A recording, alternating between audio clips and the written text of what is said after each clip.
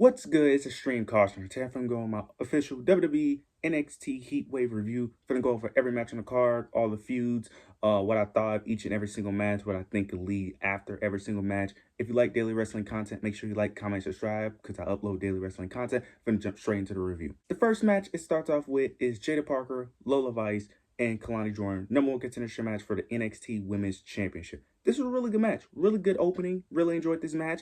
This match played out how I expected to play out because the winner did end up becoming Lola Vice. I just had a little feeling that Lola Vice was going to pick up the victory because throughout this build, which there was a lack of build, the main two people that they kept on mentioning throughout this build was really Kalani and Jada, and Lola being kind of like a background character for the most part, as being like that sneaky option that could potentially win. So I had a feeling they was going to pull the trigger on Lola.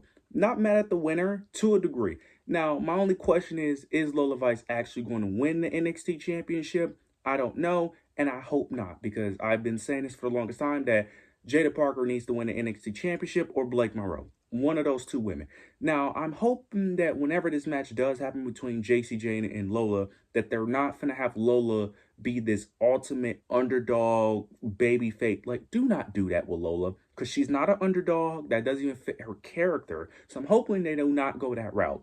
So if she does, whenever she does face JC Jane, she needs to lose. No offense to Lola. I like Lola Vice. She has a lot of potential, but whenever that match happens, she needs to lose. She should not be dethroning JC Jane. Now, what's next for the other women? It looks like Jada Parker and Lash Legend are about to feud because they teased that on Heatwave. Don't know what's next for Kalani. And I know next week on NXT that Lola and Zarya and Soruka are going to be in a 6-woman tag match between Fatal Influence. So that should be very interesting. Now we end up getting the WWE NXT Tag Team Championship match between Dark State and Hank and Tank. This was also a really good match. Really enjoyed this match. They ended up playing the numbers advantage against Hank and Tank. Beginning of the match, they were trying to decide who was going to be one of the 4 members. Well, 2 of the 4 members in the match for Dark State. They was playing mind games with Hank and Tank. So the 2 members ended up being Dion Lennox and Osiris. And this played out exactly how I thought it was. They ended up playing a numbers game. You end up getting Sugars. I always forget his first name. I swear I always forget his first name. But Saquon Sugars. There we go. Saquon Sugars ended up distracting the referee. This allowed Jay Cutler to interfere in the match. And this allowed Dark State to pick up the victory. They're your new not AEW NXT Tag Team Champions. And I like it. This was the correct choice. This was the only choice. And this was good. This was a good decision. This gives Dark State some gold. It makes them look more dominant. It makes them look more credible. They finally, they're finally proving where they're actually putting their money where their mouth is. They constantly speak about how they're the next team up, how they're going to take over NXT. Now they're finally doing it. So I think this is the correct choice. And you can have Hank and Tank eventually go after those tag titles or a new tag team. I don't know who that other tag team is because the NXT tag team division is completely dead. I can't even think of another tag team that could even be in the running for this because all their tag teams are gone. So we'll see how this plays out. I don't know how they're going to build this tag team division back up. I highly doubt they will. But Dark State having those tag team titles is the best choice. They are going to be featured on TV. Well, Hank and Tank was featured on TV weekly as well, but Dark State is a tag team, is a group that's featured weekly as well. Plus, I feel like having a heel group hold those titles will make it a lot more entertaining for a babyface to eventually chase after them because Hank and Tank didn't have no one really credible outside of Dark State, where it's easy to build up a babyface team or a babyface person to go after a heel, where it's a little bit harder to build up a convincing heel to go after a babyface typically. So very interested to see what they do with these tag team titles. We get the TNA Knockouts Women's Championship match between Masha Slamovich, JC Jane, and Ash by Elegance. I was very shocked by this match. This match was really good match. Very shocked by the outcome of this match. Now, there was a moment where Fatal Influence ended up getting tossed out. They ended up getting thrown out the arena. Thrown out by ringside, right? Which was very confusing to me because this is a triple threat match. Correct me if I'm wrong. Isn't triple threat matches typically no disqualification? So, by that logic, why was Fatal Influence thrown out? And then number 2, it was very confusing why Fatal Influence got thrown out because it was Jasmine Nix who was the one that attacked Ash, not Fallon Henley. Fallon Henley had nothing to do with it. So it made no sense to throw both of them out when it was just Jasmine who got caught, not Fallon. That made no sense. Then later in the match, towards the end of the match, there was a moment where JC Jane goes for the pinfall. You end up getting the Elegance group. They pull JC Jane out of the ring, and then the referee doesn't throw them out. He clearly saw it, and he's just arguing with them instead of throwing them out, which made no sense. This allowed Ash to come out of nowhere. I think she ends up doing a swanton, and then she ends up picking up the victory. So very shocked, very confused. I don't know why they decided to do the title change on Heatwave of all places. That was very confusing, but it is what it is. I knew eventually she was going to lose the title very soon because they've been telling that story of her eventually losing the title. And I think she's going to lose the NXT title really soon as well. Hopefully, as long as it's not Lola Vice. Do not have Lola Vice win. But I was a bit confused on why they decided to do it on Heatwave of all places and not on a TNA pay-per-view to give it that real big moment, because no one really popped for Ash. I feel like people would have popped more for Ash if it was on a TNA pay-per-view, because it'll be TNA fans watching the show, TNA fans in attendance, but they went with this route.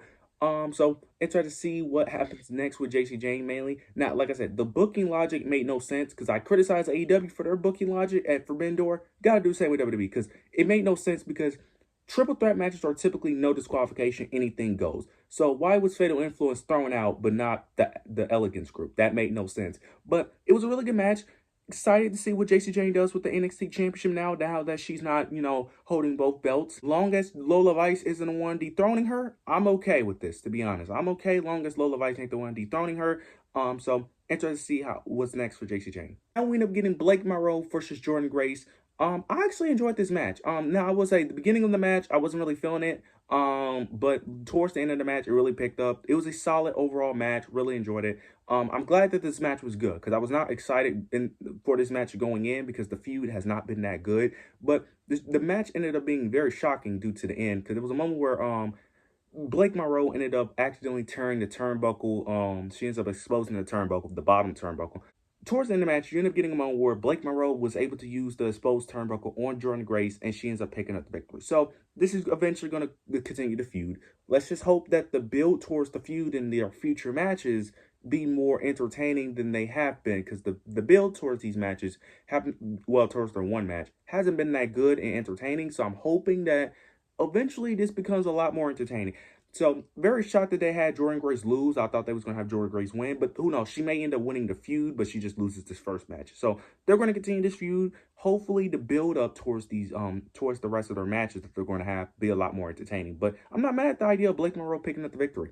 Now we end up getting a mixed tag team match between Team America with Tavion Heights and Tyra May Steele versus Team Canada with Ethan Page and Chelsea Green. This match was really fun, really enjoyable. Now, this match also was a bit frustrating due to the crowd because I don't know what the Heatwave crowd was doing. But look, I love Chelsea Green. I do. I am one of the biggest Chelsea Green supporters. If you watch my videos, you guys know how much I love Chelsea Green. I've been advocating for Chelsea Green for over 2 years now. Now, the question I have is, why was you guys chanting for Chelsea Green that much? Look, I get liking a wrestler, but really though, this entire match, anytime Chelsea Green wasn't in the match, everyone got booed. Even the baby faces got booed, which was very weird. I'm not saying you had to chant for the baby faces, but you could at least not boo them. Like, anyone that wasn't Chelsea Green got booed. Like, that was ridiculous. Like, come on. Like, I understand liking Chelsea, but that was a little too far. Like, really? Really? I understand Ethan getting booed, but come on. Y'all even booing the baby faces in the situation? That was insane. But towards the end of the match, you end up getting the Secret Harvest. They interfere. This allowed Chelsea Green to pick up the victory, which was very shocking because I did not think that they was going to win. I'm assuming this is going to continue the rivalry, even though I don't want this rivalry to continue, to be honest.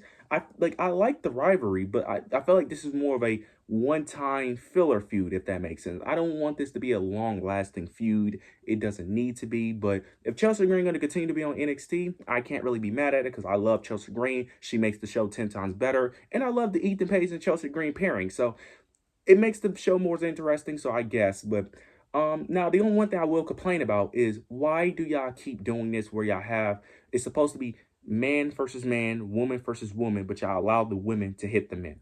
Can we stop doing this? But also, Team America should have got disqualified because they made that a known thing before the match that women are supposed to face women and men versus the men. But for whatever reason, Tyra May Steele can just attack Ethan Page. Y'all got to stop doing that. If you're going to do this, have it be on both sides. I don't like when either side hit each other, but I just don't like it when there's a clear double standard here where you're just going to have the women be able to do it and not the men. I know why they do it, but I just hate it because it's like, look, if you're going to have the women attack the men, have the men get their one up every now and then. Like, I'm just saying. But Team Canada wins, and I think it was the right choice. So I'm very interested to see how this plays out. Now we get the main event. Oba Femi versus Javon Evans for the NXT Championship. This match was an absolute banger. Love this match.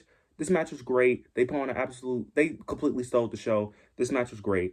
Now, towards the end of the match, we end up getting a moment where Javon Evans ends up hitting a cutter, and he ends up pinning Oba Femi, but his ropes was, Oba Femi's ropes, not ropes, Oba Femi's feet was underneath the ropes, which is a rope break. But it was a moment where the referee, the initial referee, was out. They ended up getting a new referee, but the referee that was initially, that was the original referee during the match, he ends up regaining consciousness and sees Oba foot was underneath the ropes. So both referees are discussing it, and the original referee, since he was the original referee that started the match, he's the one that makes the final decision. So the pinfall does not count. So then then Oba Femi ends up recovering, and he ends up demolishing Javon Evans. It was a moment where he ends up tossing Javon Evans. Basically, he ends up doing what Trick Williams did last week, tossing Javon Evans onto the announce table. He did the same thing. He ends up tossing him through the announce table, which was ridiculous, from the ring, which was insane. Then he ends up hitting a powerbomb, retaining his NXT championship. Then you get Ricky Saints. He comes out and confronts Oba Femi, and it looks like that's his next opponent. And I love it. I love what they did here. This was great. I think it was the correct choice for Javon to lose. Continue to build that story, make him that ultimate underdog to overcome that dominant heel. Well, he's not really a heel, he's more like a tweener, but still overcoming that dominant force. And then you can have, hiccups along the way. I think this is great. This is a great way to end the show. I'm excited for Ricky Saints and Oba Femi, where Oba Femi should be winning against Ricky Saints. But this is great. I love what they did here. This was a really good show. Really enjoyed it. You guys let me know your overall thoughts and opinions down below. Make sure you like, comment, subscribe. But yeah, that's it.